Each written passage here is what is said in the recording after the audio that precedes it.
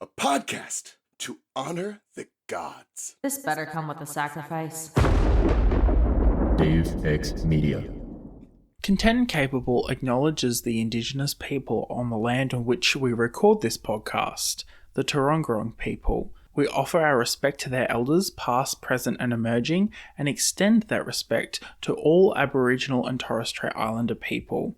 Sovereignty was never ceded.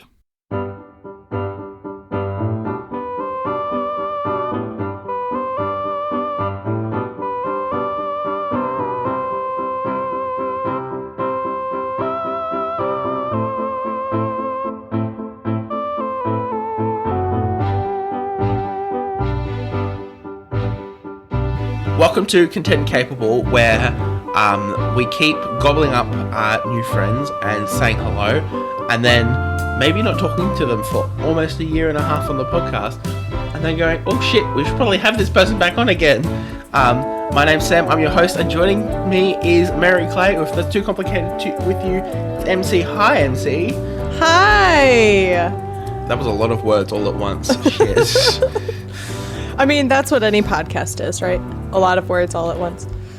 Yeah, normally at a better pace than that. It was a bit of a fuck around and find out situation. But how you been traveling? I haven't spoken to you in, as I said in the intro, yonks.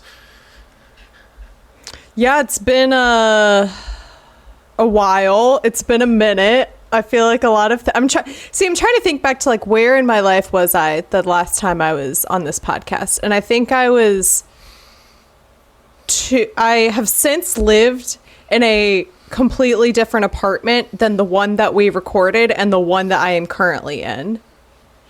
So that's one thing. I was recording in my parents' place because I was there for something. I don't know what exactly I was there for, but there was something I was doing that day. I don't know, so many weird things going on that day. And I have since ended a podcast and we'll be starting a new one.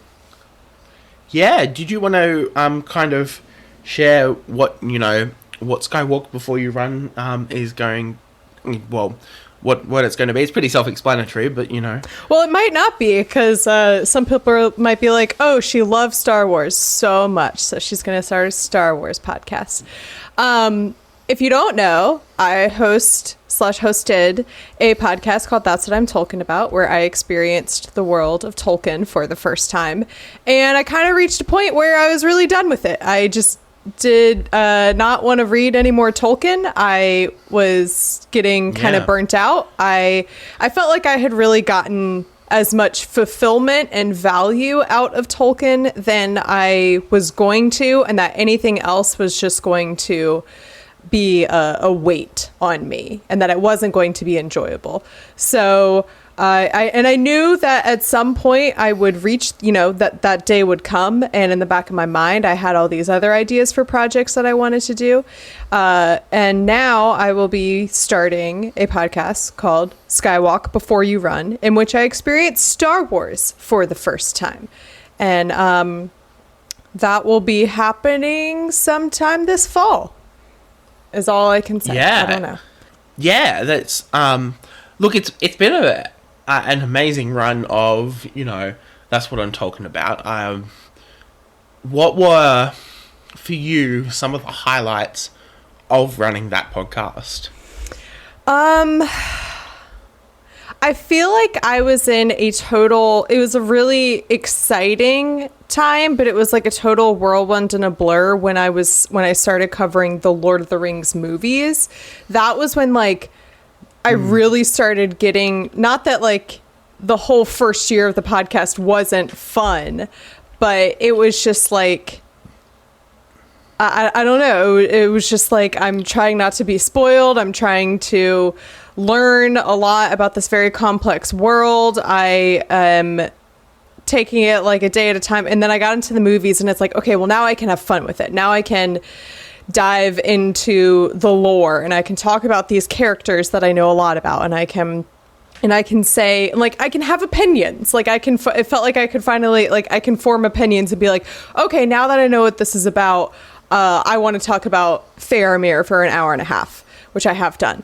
So like that's when it really started getting more fun to participate with. I got to dive more into the fandom, and I would say that's also when I started, not that like I wasn't connecting with creators for a while, but just that I felt like I was making a lot more, I don't know, genuine connections with people, and like just enjoying being a part of this little like subsection of the internet and seeing people pop up again and again and seeing what they were doing.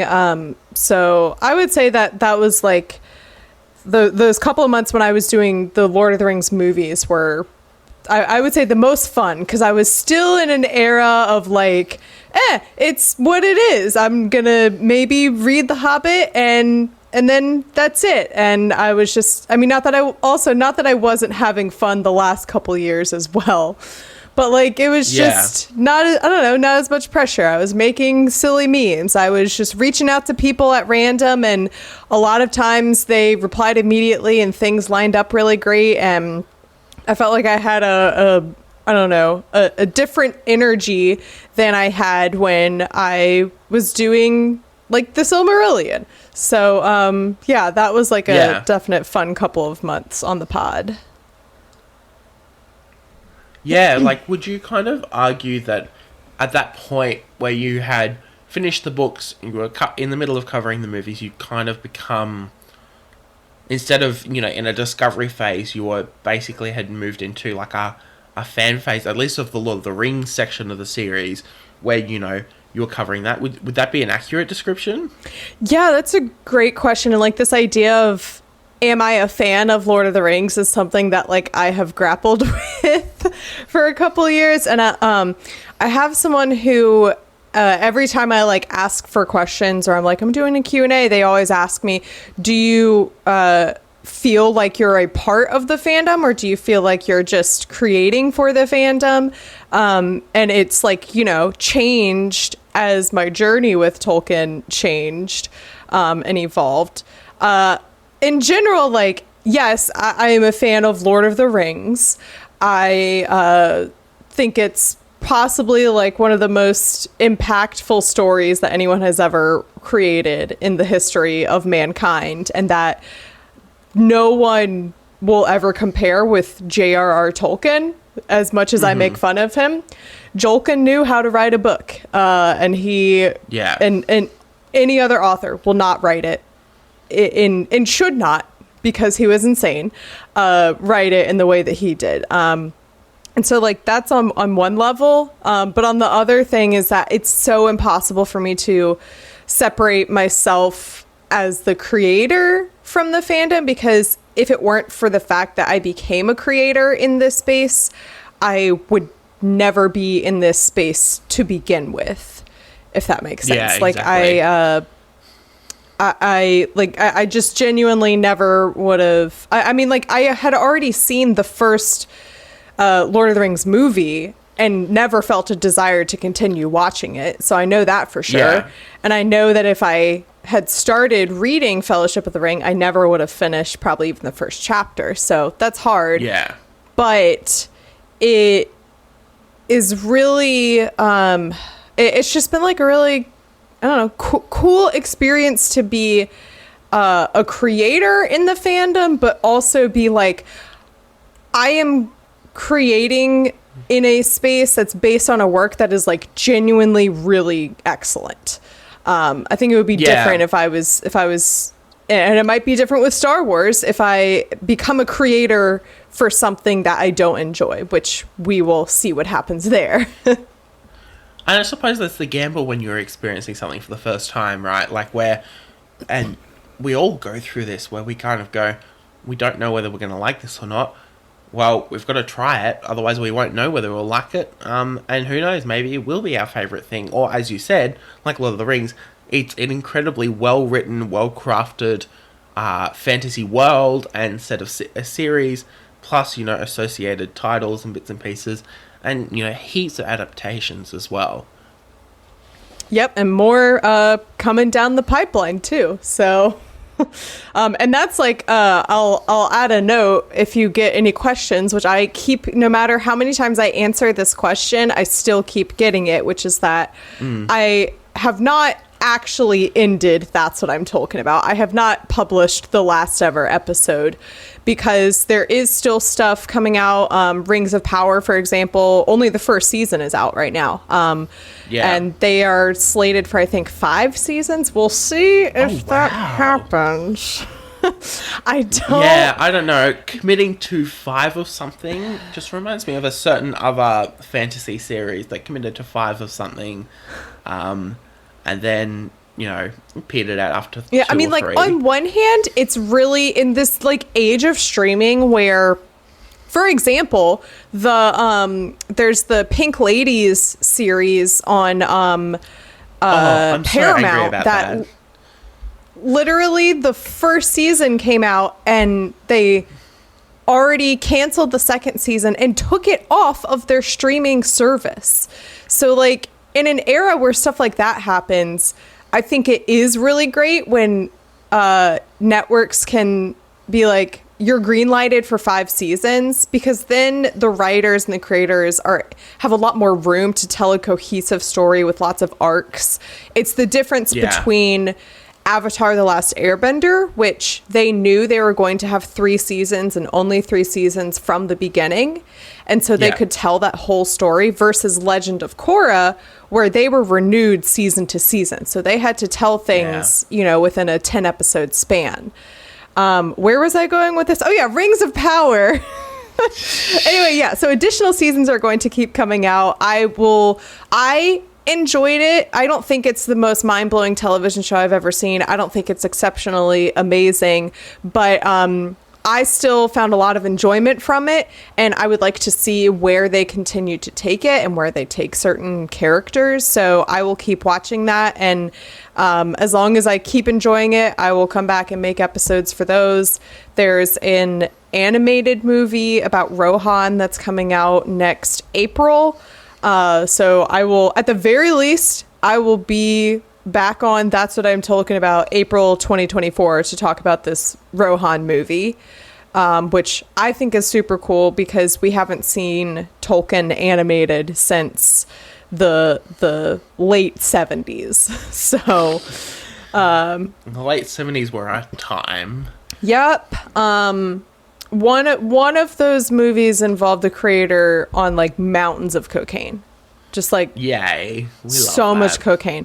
And then the other animators were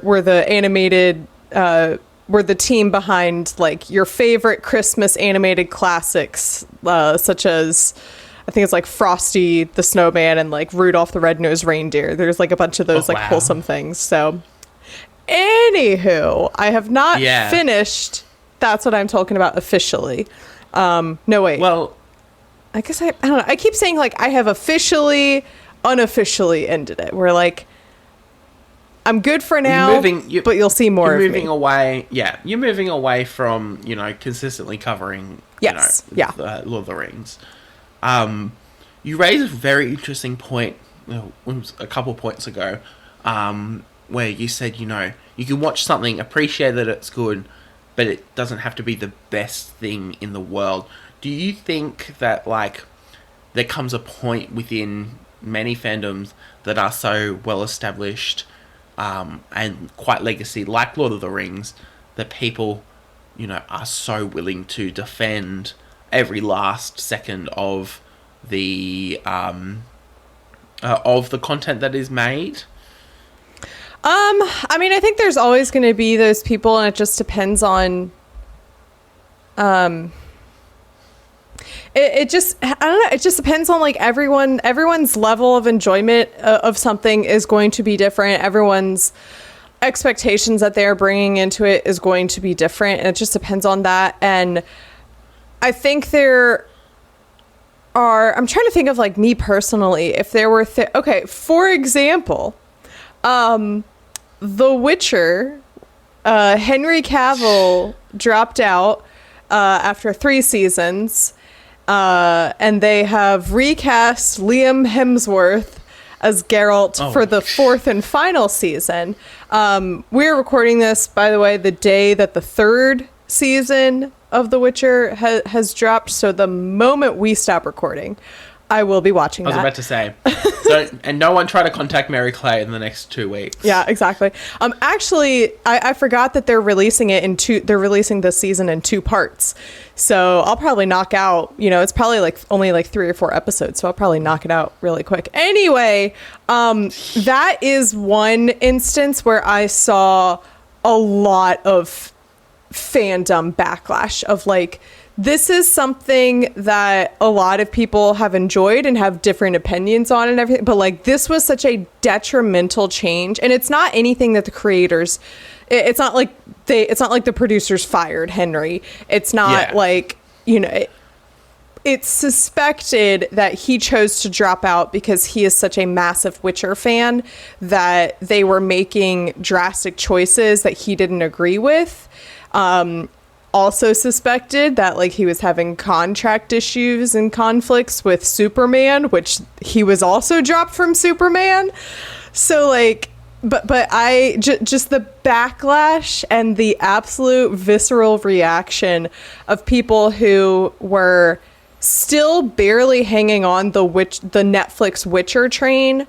It's gotten a lot of the Netflix adaptation has gotten a lot of backlash because it has made a lot of changes from the books and deviated, and it's things that I don't care about because I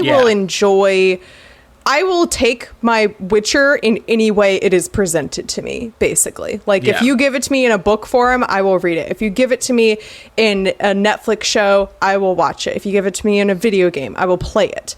And so I think for every, there are fandoms that have those people, and then there are fandoms that are you know what? I really, I'm not interested in watching every, adaptation or every piece, or consuming every piece of this content because I'm happy with the way that I have imagined this book in my head or something, Yeah.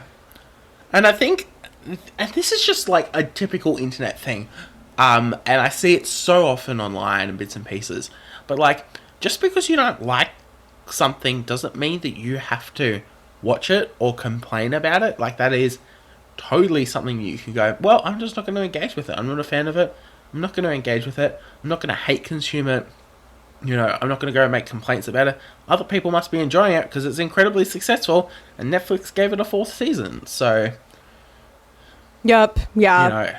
It's just, Sometimes I wonder why, why people spend so much energy on that stuff. It's, especially with the Rings of Power stuff, it's really insane the amount of energy that people have dedicated to hating something to the point where there are, the Rings of Power haters, I think, have officially talked more about Rings of Powers than people who enjoyed it. We are, okay, let's see. I'm doing math. We're 7-8 months away from when the first season premiered, and I still see people making these outraged, hate, clickbait YouTube videos and tweets and stuff about this series, and I'm if that's what you want to do with your time and energy, that's great. But we've all moved on. We've all recognized that it's a TV show. You either enjoyed it or you didn't, and if you didn't, that's fine. No one is forcing you to watch it. If you didn't enjoy it because seeing a black elf enraged you, then maybe that's a different, issue that you should work on. But and that is the underlying issue for a lot of these types of people. But there are a lot of, I think, not just with Lord of the Rings, but with a lot of things, I feel you either have to be this is the best thing I've ever seen, or oh my God, this is awful. You can't just be if you're oh yeah, I enjoyed it, people are oh my God, how can you enjoy that piece of trash? And I'm no, I can.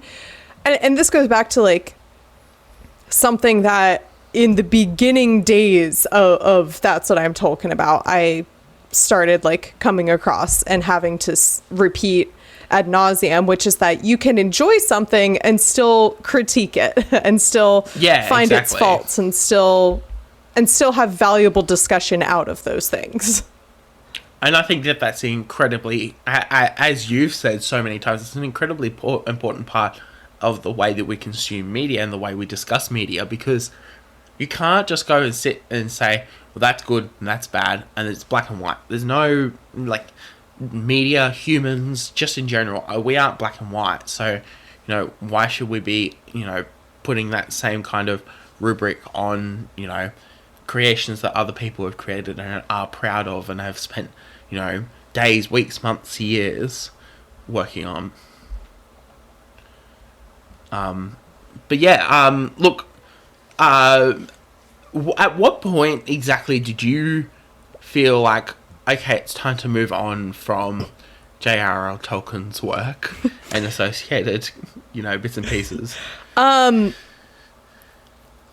definitely was into the Silmarillion and being like, I kind of want this book to be over now, and like there was still so much more left.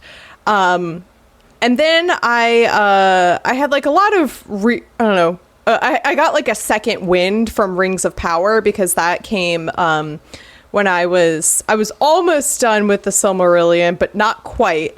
And so it kind of gave me enough of a second wind to come back and finish it out, and then focus a couple other episodes on like the appendices. People have been telling me for years that I should read. So I finally read the appendices.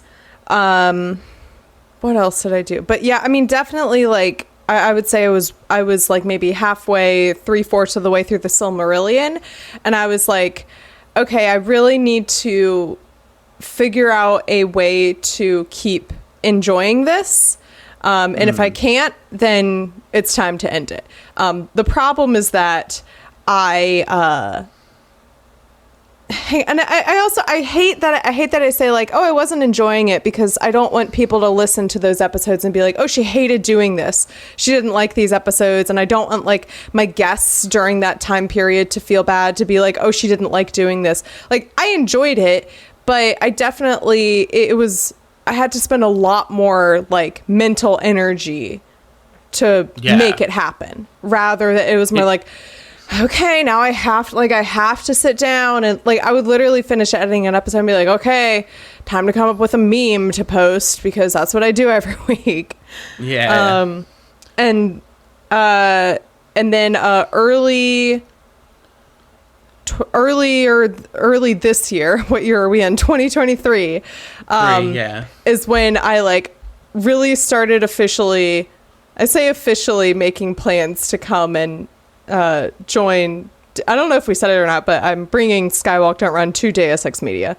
And sorry, there's a TikTok sound right now that's it goes like switching sides, and that's kind of what I feel like now. Anyway, so I'll make that TikTok after we hang up. Yeah, exactly. The problem is that in my head and in my heart, I felt like I had made a lot of promises to my listeners of things that I would cover and things that I would make episodes about, and I don't like, there was no obligation for me to play Lego Lord of the Rings, but I had been saying for a while, like, I want to play this. I want to, like, I plan to cover this. And so I would have felt bad if I ended it without doing these couple of things that I said I was going to do.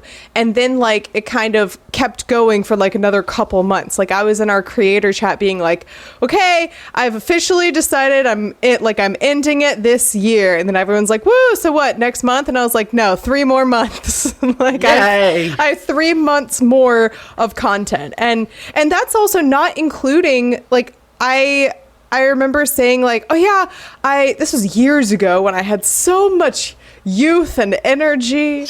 where I was like, yeah, I can totally see myself doing episodes, like themed episodes about the music of the movies, the costuming, the set design, like all these like special topic episodes that I did do a couple of, but I was just straight up running out of energy. I was running out of energy. I was running out of time.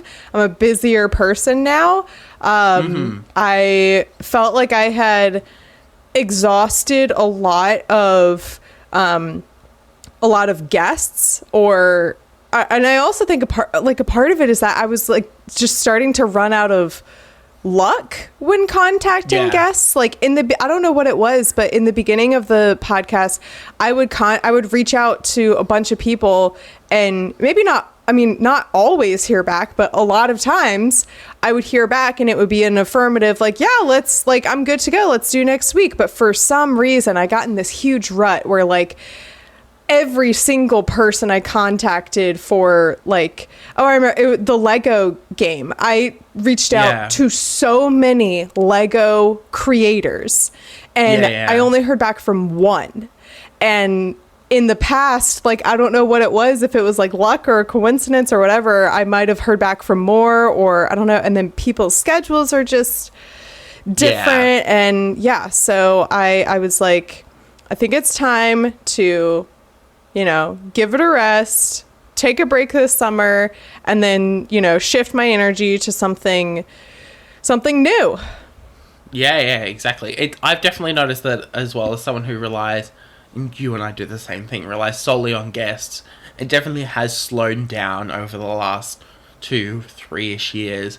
I would get a reply at least from most of the people I reached out to in my first season, and it's kind of gotten very, very hard over this year to kind of lock down guests. By the way, if anyone has any listener has any guest ideas, feel free to, DM me, send me an email. All the contact stuff is down in, the episode notes. But it's been a lot harder and a lot more of a slog to try to lock down guests for episodes, and get people willing to chat on the podcast, which has been, it definitely has made the work a lot harder.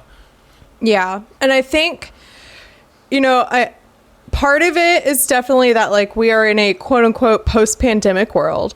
So people are back to living their lives. And I think there's something huge to be said about the way that like social media has taken a turn, and like digital communications in general, where I feel like people aren't, a lot of people are no longer active on social media channels that like I would reach out to, or maybe like they don't check their email as often. And so I definitely think that there's something to be said about that people are just like not, which is good to like not be online as much. But like when you're trying to reach out to people and get in touch with them, it's hard. I do think it might also be a bit of a post-pandemic thing as well, where we were so online through 2020 that we got to the other end of it, and it's been incredibly, easy to turn around and go, I'm just not going to pick up the phone. I'm going to enjoy life while it's still, in front of me. Yep. I still have access to it, which is hard for us when we want to organise podcast episodes, but, it's better for people's mental health, which I'm not going to be mad about. Yes. Looking towards Star Wars, what are you hoping, what can you, what are you thinking about when it comes to approaching Star Wars? I am and I think doing Tolkien About has helped me establish this energy and this mindset, but I'm going into it with like, truly, I'm going to experience it, see what happens. And if I make people mad with the things that I say, so be it. If if I'm wrong about something, I won't care because I think before all these podcasts, I would say like, oh, well, I don't care about Lord of the Rings because I don't know. I was just like very apathetic to it. Whereas Star Wars, it's more like almost like a negative energy, which I don't want to say that I'm going into this with like a negative mindset, but it's more like, I so do not care about Star Wars. Like, I don't like Lord of the Rings. I at least had enough of an interest to be like, let me see what this is about. Let me start it. It's like the greatest, piece of fantasy ever created. And now with Star Wars, it genuinely is like, okay, well, I was like, well, what's the next thing I could do? What's another thing I could, if I'm continuing with the same model, what's the next thing I could experience for the first time? And even if I maybe don't necessarily want to 100%, I think Star Wars is like the natural next thing of the things that I have not experienced, because it's way more.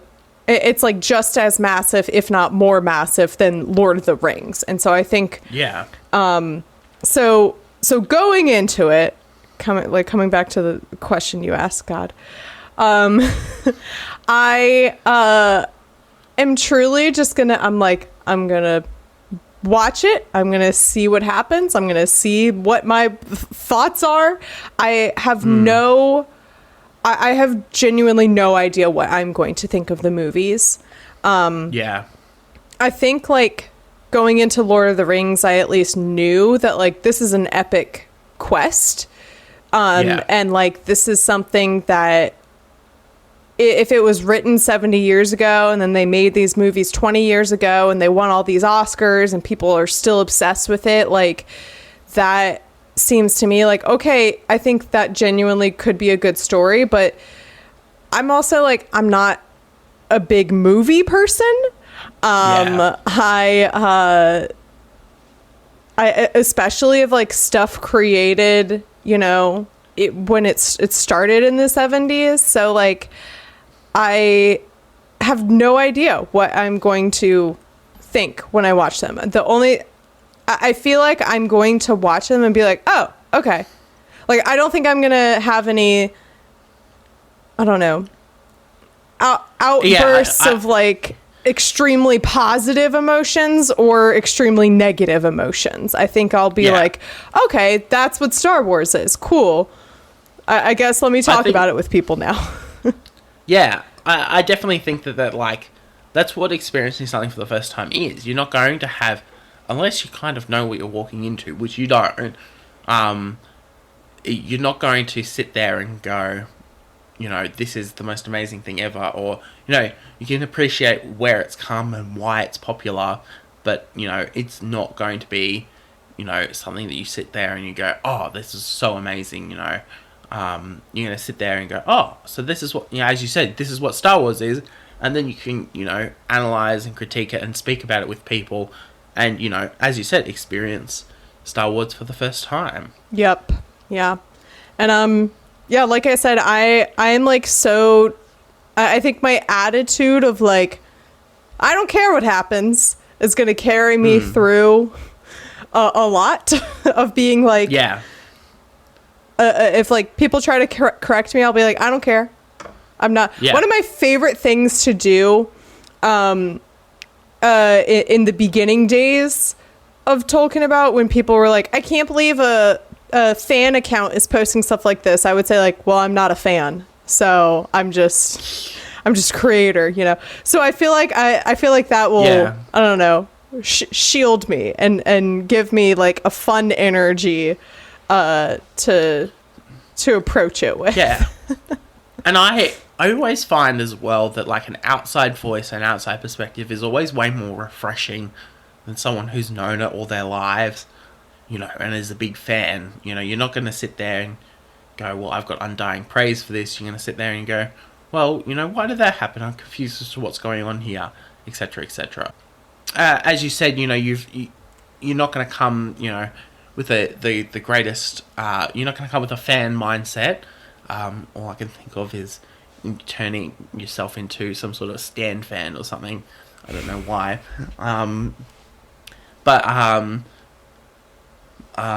Sorry. You're good. What are you hoping to learn through your Star Wars experience that you may not have had or learnt through, your J.R.R. Tolkien experience? I think first and foremost, I'm going to find out why this is so pervasive. These are films that have been around for 50 years. And I think I'm going to discover like why 20 years after they released the first three, why did they decide like, oh, you know what? Now's a good time to make the other ones. And then why another 20 years after that were they like, hey, maybe let's make more of these. And then I think I have just been so on the outskirts of like a cultural phenomenon. And so I think I'm finally going to see what it's about. And either I'll be like, oh yeah, I totally get it. Or I'll be like, I mean, it's cool, but I don't think it's like worthy of its own theme park, that kind of a thing. Yeah. No, it is, and it's a valid question as someone who has seen Star Wars but hasn't like actively engaged in the fandom or anything. I can say that I probably have those same, genuine questions, because you're sitting there, you go, it is a massive, set of movies. When you have 9 movies plus, some extras hanging around and other shenanigans, what do you like? How is 9 movies justified? Ever? Yeah, and it'll be fascinating to see. Yeah, I think other shenanigans is a great way to sum up all the extra shit that has been added to this universe. That's another question that I've been asked is, am I going to cover those quote unquote other shenanigans? Like there are books, apparently. There's a plethora of TV shows. And my answer right now is I don't know. If I watch, if I spend a few months on the movies and decide, you know what, I don't like this enough to watch, 3 seasons of a TV show and then 4 more seasons and then read a book series, But I am super, I mean, like, I know that the answer is money, right? The answer is money. They keep making these shows because they know it's going to make them money. Because Welcome it is to capitalism. Yes, it is owned by one of the biggest media corporations in the world. Is there a bigger media corporation than Disney? Like, I don't know. I don't think so, no. They're owned by this massive media corporation, and it is it's a quote unquote timeless franchise because it's something that our parents watched in theaters when they were teenagers, and then now they are watching their children and their grandchildren watch it as well. And so it's something I understand that connection, but like I just want to, how do you keep coming up with stories that you're like, this needs 4 seasons, we need to have 4 seasons of the show where Pedro Pascal escorts a child to safety, like why are we telling this story? What is it additionally about this universe that is so compelling that we have to keep creating stuff about it? And I think that's kind of where it's so funny, because I never thought I would be like defending J.R.R. Tolkien, but I think that's where he knew when he knew when to stop. He was like, I don't want to publish these, like after Lord of the Rings, obviously publishers were coming to him like, do you have anything else to publish? And he was like, I only want to publish something in this world if it's worthy of being told. And like everyone can get on their soapbox about like, oh well, I'm just a creator for the craft and I only you know, I'm an artist and it's not about the money. It's about it's about my creation. And like everyone will have their day one day when if someone were to give you a check for like $1 million, you also would write something.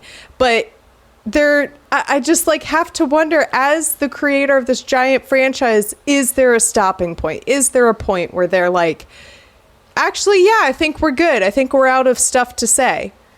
The end. And I also think that, you know, what does it say about the world building that, you know, that multiple different creative people can rock up and create a story that successfully integrates with the rest of that world, and sometimes integrates with other, you know, plots that have already been told, and continue to, and for it to continue to, you know, receive viewership and fans and, you know, engagement. Like, you don't see that in many other forms of media at all. Like, even like the Harry Potter series, there is this really well constructed world. Well, the idea of a really well constructed world. There are many small I would issues say within that world compared building. to a lot of fantasy and made up worlds, like the world of the wizarding world inside Harry Potter is an extremely elaborate, creative, imaginative system. You know, like there's like, it has its faults. Christina has been talking about that for like 5 years now, you know, we know that there are holes and it has its faults and it's definitely not the strongest, but like, it's still fun. Yeah. But, you know, more importantly, it could only really realistically support one plot line. Like, you look at the Fantastic Beasts series, and it had to stop. Like, I don't know whether another movie's been created, but I don't care because... that's a shit show that I didn't watch the third one for, I think, obvious reasons. Because I think, I'm remembering correctly, I think by the time the third one came out we all had been new about JKR by then. So I was like, I'm not supporting this film. And also, apparently, it's trash. Well, this is the thing. Like, people watch these movies and when, you know, they're really struggling to, you know, there's a reason why they're bad. And part of the reason would be that they're, you know, it's struggling to integrate within the, you know, the world that had been created by She Who Must Not Be Named. If you have a look at, you know, and Tolkien rightly pointed out, you know, I don't want to create something that unless it's worthy of telling within my world. You know, what makes Star Wars the exception? And I'm now genuinely curious because I'd never, you know, really thought of it from that angle. It'll be a fascinating experience. And there are plenty of other, you know, fantasy series that, you know, have extended worlds, or, you know, look at Wizard of Oz, and the fact that it can support, you know, two very diverse plots within Wicked and The Wizard of Oz, but then also a retelling in a different framing with The Wiz as well. You know, I know they're all musicals, but, you know, all of them, you know, work really well together, but I couldn't think of anything more to add to that story and that fantasy world that, you know, would make sense or be realistically, you know, engaging and entertaining. Yeah.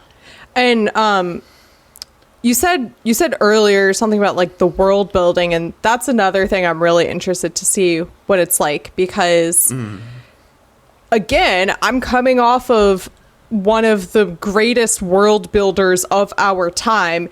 He painstakingly pieced together every little bit and detail of Middle Earth, and spent years, like debilitating years, planning everything and connecting it all and having answers to every question that made sense in universe.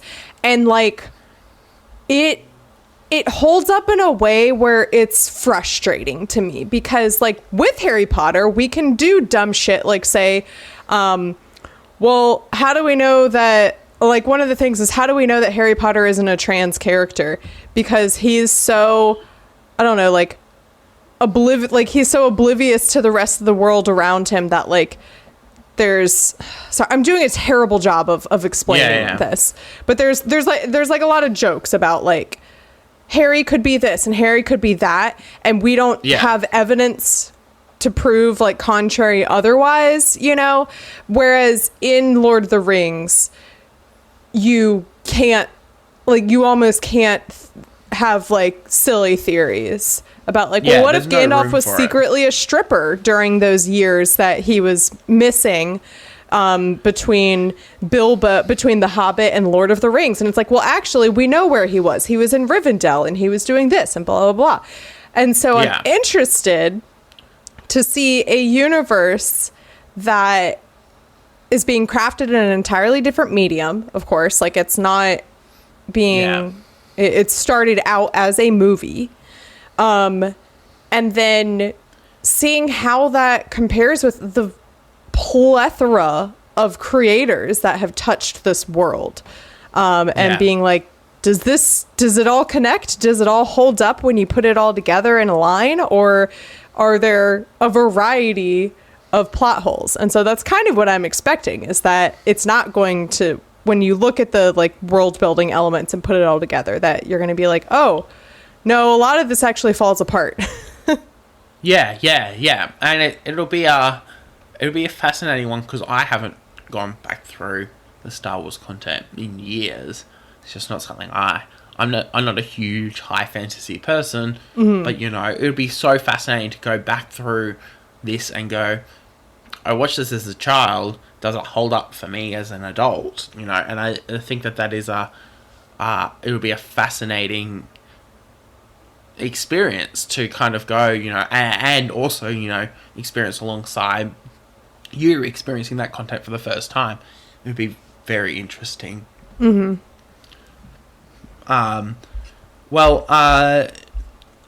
there, you know, for you, is there a point that you're really interested to get to within the Star Wars series that you may or may not be aware of, or something that you've heard of that you wanted to get towards in the Star Wars series? Yeah, that's the thing. I don't know. Because with Lord of the Rings, I knew that there was a moment where the ring was destroyed. And so I was like, what leads up to that? How does it get destroyed? What happens there? I know so little about Star Wars. Like, I don't know what the plot is. I don't know where. I know the names of a bunch of random characters. I know that, spoiler alert, Darth Vader is Luke's father. Oh wow! Okay, you know that. Yes, because that's like one of the more famous lines in cinema. Yeah. It is. I don't know. Some people do, some people don't. I remember it being a shock to me when I first watched it. Oh, that's funny. I had no idea. I think like probably like in an age of the internet and being an adult is totally different. I totally see how growing up, how when it first came out and into the 90s and like 2000s, or even if you are like a parent now and you're like, I want my kid to find out from this movie, let's watch it together as a family when they're, you know, 8 or when they're 10 years old, you know. So I would say like that's the only point I know. You gotta work yourself towards it though. Like, I'm interested to see what the plot is. What is Star Wars about? I have no idea. I just have so genuinely no idea what Star Wars is about. It's fascinating because when you started, that's what I'm talking about. You had some idea of what was going on. Having no idea what's going on with Star Wars, do you think that that's going to change the way that you look and critique, you know, that body of work? I think, I would definitely say so. Like I'm going at a total blank slate. So I feel like there's not, I think I can only be pleasantly surprised. Yeah. I'll put it that way. I don't think I will go in being disappointed or being like upset that a plot point turned out to be the way that it did. I think I can only go in and being like, oh wow, this is a lot better than I thought, or like, oh, this story is way cooler, or something like that, or oh, I'm getting I didn't expect myself to have like this kind of a reaction, like I didn't expect myself to get angry or upset that like this thing happened to this character. Yeah. Oh, look, it'll be a fascinating experience, and I'm looking forward to watching you experience it almost truly for the first time. We're talking about may not have been 100% that way because you had seen the first movie, etc. Well, I mean, like I had seen the first movie, but like in a way that I thought Boromir and Aragorn were the same person, and I did not remember that Boromir died. So, like, how how much did I really know going into it? But I mean, you're right. I knew that the general plot was some hobbits take a ring to be destroyed. And I was like, there's an evil ring, and they have to get rid of it. Yeah, exactly. Is there anything else that you wanted to say about your new adventure coming up? Oh my god. I don't know, man. I'm like, I felt, last week was when I posted the quote unquote last episode of That's What I'm Talking About. And I felt really, it was like really surprisingly bittersweet.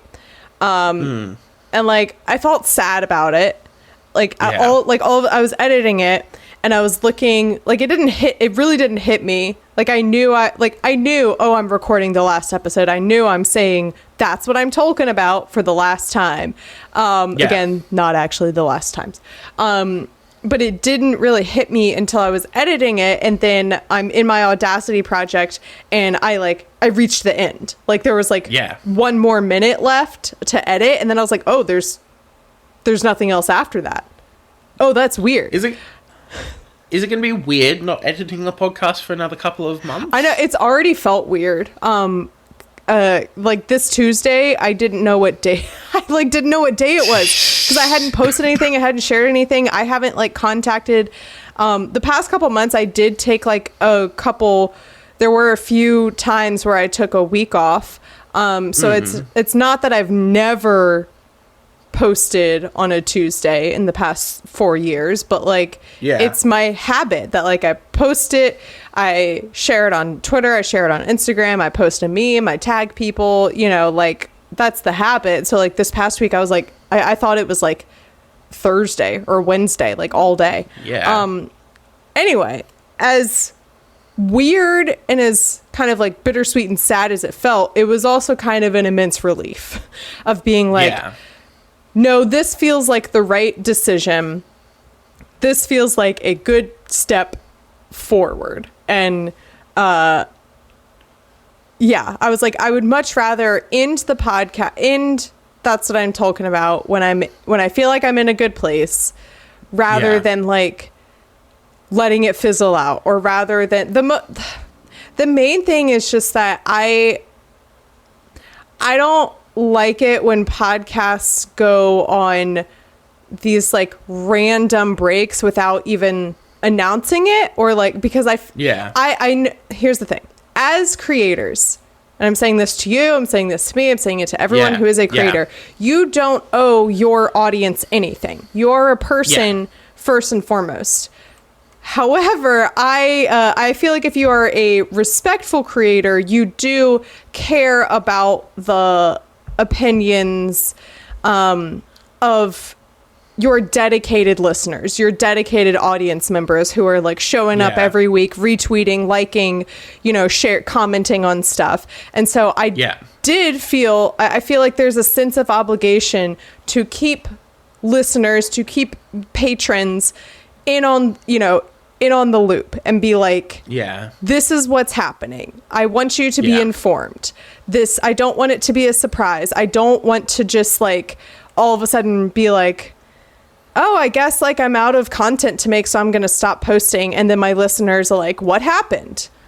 Where are you? Like, I never want that to happen, because it's frustrating to me as a listener when like I'm listening to a podcast or I'm watching, a creator or something, and all of a sudden they just stop posting. And I'm like, at the very, like, I think a really great thing you can do as a creator to maintain a level of respect within like your audience and to have like your listeners still like return to you. I think the least you can do is send out a tweet or post to your Instagram story and be like, hey, sorry, things are happening. I'm not going to post anything right now, So like, I didn't want it to get to that point. I wanted it to go out on my own terms. I want to have this break during the summer where I have time to relax. I have time to get excited about the new podcast. I have time to research and reach out to people and plan in advance and record things. I knew that if I had ended That's What I'm Talking About and then launched Skywalk Before You Run the next week, that would have been unsustainable. You would have brought the energy that you had at the end of Talking About into, the start of Skywalk Before You Run, which isn't necessarily sustainable. Yeah. And also I think we as creators also have to acknowledge that creating a podcast is a lot of effort as well. And it's okay to give ourselves breaks as well. As you said, as long as we signpost and, let our fans know. But we do need to, look after ourselves. And that includes, knowing when to finish, but also knowing when it's time to take a break before starting something new. Yeah. Yep. So I just like this past week off has been invigorating, and I'm like, okay, I could start it next week. No, but I'm gonna give myself more time. Gonna I gotta get there's a lot I have to do. I have a to-do list now. I need to get the cover art made. I need to get a little tune picked out. I need to start researching who I want to have on the podcast. I already have in mind a couple people that I want to reach out to that like I've been admiring and being like, maybe this is a good chance to like hook in some, bigger guests. And that's why I'm having Viggo Mortensen on. No, I'm just kidding. I gotta reach out to them, gotta wait for them to respond. I think my biggest thing that I'm trying to do with this podcast is really set myself up for as much success as possible. And for me, that means planning in advance and reaching out to guests on a regular basis so that they have sufficient time to see it and reply back, and we can schedule it. And it's not like I'm rushing to get them scheduled for the next day, which is what towards the end of That's What I'm Talking About. That's what it was. Like the second to last episode, I emailed the guests. I feel like that time I did email them with like enough notice, and I hadn't reached out to anyone else. And I was like, well, if they don't email me back, they don't email me back, and I just won't release an episode that week or whatever. Yeah. And they replied back like on, I don't know, Tuesday, and we scheduled to record like that following Wednesday night. Like is how quick that turnaround happened.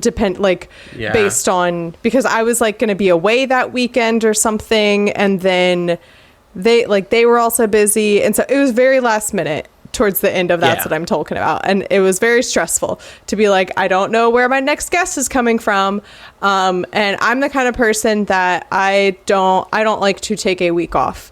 I like to regularly release when I'm on a schedule. I try to do as much as I can to stay on that schedule. And so I'm hoping that if I start far enough in advance, I will have that, I'll have that head start. I'll have like a backlog of guests that I'm already scheduling and communicating with. And the other thing is that I have to give myself enough time to watch the movies and to enjoy it. They're not short movies either. Yeah, I don't think so. I remember I gave myself lots of time to watch the Lord of the Rings movies, but with the Hobbit movies, I did such poor scheduling and planning, and it was literally like the week before, and I was like, oh shoot, I have to record the first episode of the first Hobbit movie next week. I need to watch, and so I watched the entire trilogy in one weekend, which just wasn't as fun to rush through it and be like, I have to watch this. So I want to have fun and enjoy watching the movies, have time to digest it, I hope it's good. We'll see. We'll see. Well, thank you so much, MC, for coming on Content and Capable and chatting to me about your next journey. I'm super excited to see what happens and what direction you end up taking. Which it's going to be really exciting. You and me both, regardless. Bro. You and me both. Yeah. Where can people find you on the internet? Oh, there we go. Yeah, I was going to say your sound cut out a little bit, but I'm going to assume that you asked me to plug stuff. So yes. And I was correct in that. You can follow me on Twitter and TikTok at MC Watts Up, and on Instagram at MC Turn Down for Watt. You can still follow That's What I'm Talking About on Twitter and Instagram at Talking About Pod, and you can also follow Skywalk Before You Run. I have social media handles for everything. Yeah. Oh my God, what is it? I think it's Skywalk Run Pod. That's it. Yeah. You can follow at Skywalk Run Pod. There's nothing really posted anywhere yet because I don't have anything to say. But I guess those will be the places that I'm sharing updates. If you want to see, hear, I would say right now I'm aiming for a loose mid-September launch, but if you want the specifics, if you want updates throughout, I'll probably once I start scheduling stuff and planning and watching, I'll probably start posting updates before I even start recording to those places. So go there. Yeah, awesome. Has there been anything that you've been listening, watching, oh my God, engaging with that you wanted to plug? Obviously, here's the thing. It hasn't changed, probably since the last time I was on, because I bet the last time I was on, I also said The Witcher, and I probably also said Zelda. But at that point, it would have been Breath of the Wild, I bet. Still obsessed with Tears of the Kingdom. I just rewatched, the second season of The Witcher so that I could, remember everything and go into this season with a fresh brain. And so I was excited about the new season, but then rewatching the show got me even more excited. And then I also just finished reading, I've been very slowly working my way through the Witcher books.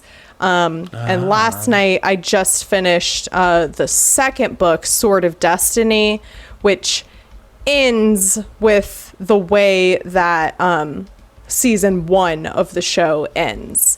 And so it was very satisfying. It was very satisfying to read it, and I was like, "Ooh, that's a good story. They should make that into a show or something."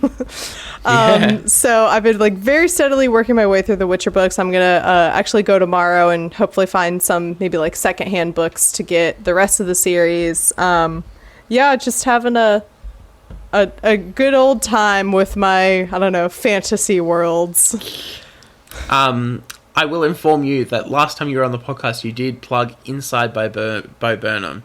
So, okay, so that it was wasn't a while ago. Okay, that helps me to place when we did this, because for some reason I thought I did this in like winter of 2021, but No, it would have been like later almost- if Inside had come out. Yeah, almost exactly 2 years ago. Oh, dang. Plus like a couple of weeks because it was in June. But yeah, Man, I'm gonna go. You know what? I'm gonna go watch Inside. That is a good. yeah, it is a That good is a one. good plug. You can find me at sam.the.journalist on Instagram and on TikTok. You can follow the podcast. Go and follow the podcast wherever you've got social media. Obviously, Deus Ex Media has decided not to be on Twitter at the moment, but go and check us out on Instagram. I'm going to plug this week Confessions of a Shopaholic.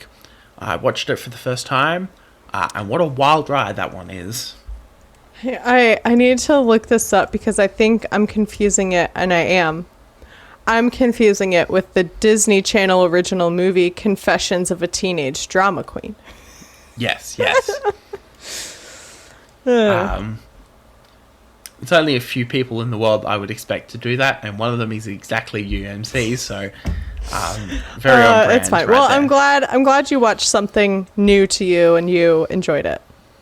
I know, yeah. My friend, my housemate's trying to slowly educate me on many an iconic movie, and I think I'm in my 2000s rom-com, dramedy kind of, Disney. Nice. Those kind of movies, that era. And they're pretty iconic. I'm really enjoying them. Anyway, thank you so much, MC, for coming on the podcast. It's been a blast. And that's what I'm talking about. The urge is still there. Yeah. Yeah. It'll never go away. Well, you know what they say. You gotta skywalk before you run, right? Content and Capable was recorded, edited, and produced by Samuel O'Brien. You can follow the podcast at Content, the letter N, Capable on Instagram, and you can find it on Facebook. You can also send an email through to contentandcapablepod@gmail.com with any of your thoughts, queries, or concerns.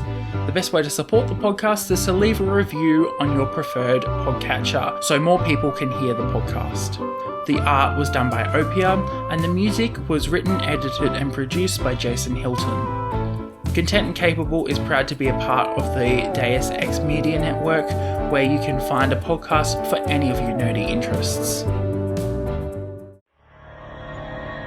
Do you love to be super scared?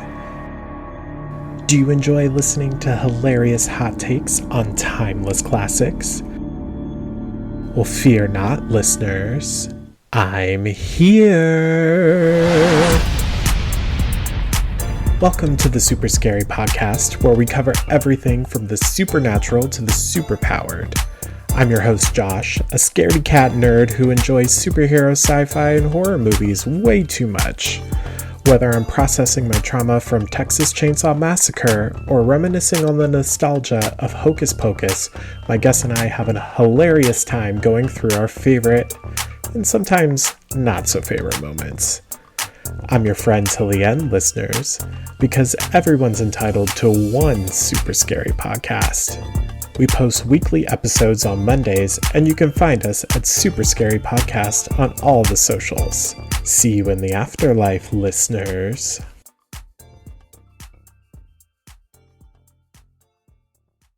Thank you for listening to Content and Capable. Don't forget to rate and review, and we'll see you next week for another episode.